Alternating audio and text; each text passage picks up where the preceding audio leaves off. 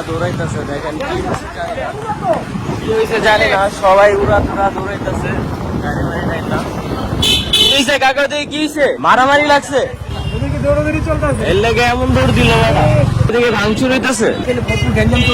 তাই আসেন, আপনি চালু আসেন। সিনটা তো আমরাও বুঝলাম না। কোন ভার্সিটি? ইস্টার্নে? গোলাপগ্রামের সামনে দিয়ে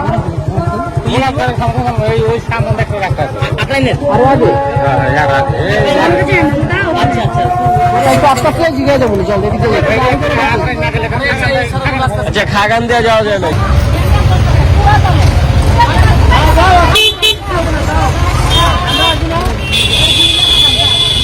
কাকা যাওয়া যাইবো?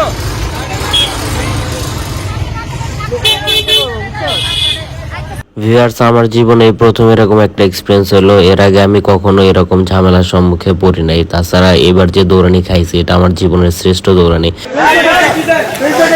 এখানে দুই ভার্সিটির দুই পক্ষের মধ্যে বিশাল গ্যাঞ্জাম হয়েছে। তারা এলাকার লোকজনের দোকানপাট ভাঙচুর করছে এবং গাড়ি টাড়ি পোড়াই দিছে। একজন মার্ডারও হয়েছে।